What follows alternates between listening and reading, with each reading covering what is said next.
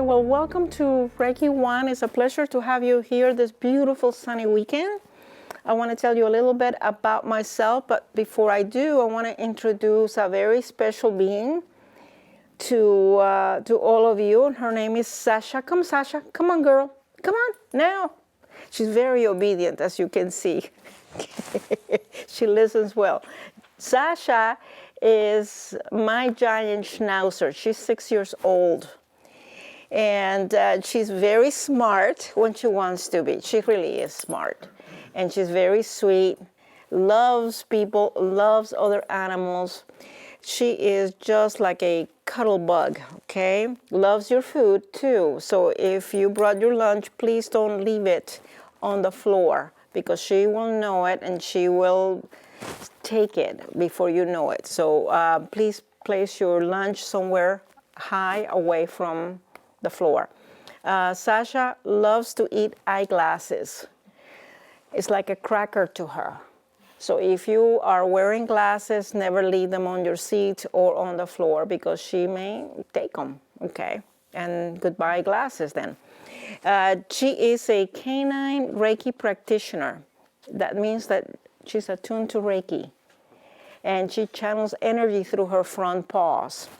And she is our model for whenever we have to, we're doing a demonstration on giving Reiki to pets. How many of you have pets, by the way? Can I see a show of hands? Okay, great. Okay, so this class is not just about treating humans, it's also to help you help your pets. And whenever we do a demonstration for pets, Sasha will be our model. And she makes a great cat, by the way. You know, she's a terrific cat. All right. I am Lourdes Gray. I am a Reiki Master teacher through my late husband, John Harvey Gray. And let me tell you a little bit about your Reiki lineage. So if you can take a look over here at the wall, Mikao Usui was the person who recovered Reiki. And I'll tell you his story later. And Mikao Usui trained Dr. Shujiro Hayashi, the gentleman in the center photo, and he trained Hawayo Takata, Japanese American, who brought Reiki to the United States. Mrs. Takata trained my late husband, John Harvey Gray, back here behind me. Take a look, right behind me. And he trained me, and I'm training you. So that's your Reiki lineage, okay? I am Cuban American. I came to the United States back in 1966. I was 12 years old, and I remember leaving Cuba. I left with my mother, my father, and my grandmother. And as a condition for leaving Cuba, Castro had us give everything to the government. So we gave everything we owned to the government. Our homes, cars, bank accounts, personal belongings. We were only allowed one change of clothing. No cash, nothing. No cash. And I remember arriving at Miami International Airport with my parents and grandmother.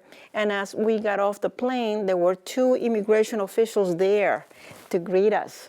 And one of the gentlemen went up to my dad and shook his hand and said, "Welcome to America, Mr. Cervantes." Took out a $20 bill, handed it to him and said, "Goodbye, so long, you're in America. Best of luck to you." And that was it. We were in America with $20. This is a true story. Fortunately, my brother had already arrived. He had settled in Northern Virginia. He sent for us. My parents got jobs. I went to school, and eventually I grew up and became a mortgage banker of all things. So that was what I did for many, many years. And it just so happened that it was mortgage banking that brought me to Reiki. I was a branch manager, very busy one season. And I only had one weekend off. That was it, one weekend off. So I decided to find something to do that weekend that would be fun and educational. And I was very interested in healing. So I went to the health food store, picked up the holistic pages, brought them home, made myself a cup of herbal tea, sat at my kitchen table, and started going through the paper. And as I went through the paper, I turned to a page that had an ad for something called Reiki. Now, I had never heard of Reiki. And as I started going through the ad, reading the ad, it reminded me of something that had been going on in Cuba in the Batista years prior to Castro. So I want to tell you what that was. In those days, prior to Fidel Castro, there was no social structure to help you if you were poor and you were sick and you were unable to work, or if a hurricane came through and destroyed your home. There was nothing there to help you. There was no such thing as a home insurance, of course, no credit cards, okay? Everything was cash. If you had no cash, you couldn't pay for the repairs or the rebuilding of your home. You went without. If you were sick and you needed surgery or medical treatment and you didn't have cash to pay, you didn't get medical treatment. So a lot of families went without basic necessities, living in cardboard boxes. I remember visiting entire neighborhoods made up of cardboard boxes. Dirt floors, no electricity, no plumbing, literally people living in a cardboard box. Okay? And the government wouldn't do anything to help. There was nothing there to help. So my mother and her friends made up a group. They got together and they started collecting donations from people, from neighbors and just people in general. And they would take these donations to these families and buy them food and clothing and help to rebuild homes and pay for medical treatment.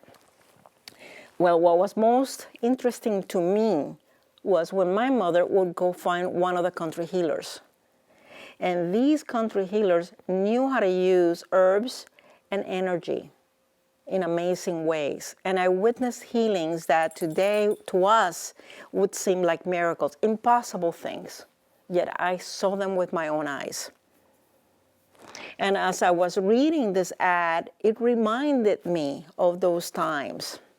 And I had always wondered, was it my imagination?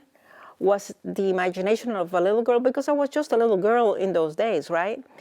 Or was there such a thing as healing energy? Was it real? And by golly, that was my chance. I decided to take the class and find out once and for all, is healing energy real? And I'll tell you, it was a Thursday. And the class was that Saturday and Sunday. So I took the class. I called on the phone, I signed up, and I went cold turkey. I had never, ever had a Reiki session. And I can tell you, not only that it's real, there's such a thing as healing energy. But by the time that you finish class this weekend, all of you, okay, will be able to channel energy at a therapeutic level. And that to me is a miracle. So this course, this class, is something that is not just a class, it's something that you will have the rest of your lives. Even if you have times when you don't use it, it's always there for you. You will be able to use it. And I'll tell you more about my story as we go through the class.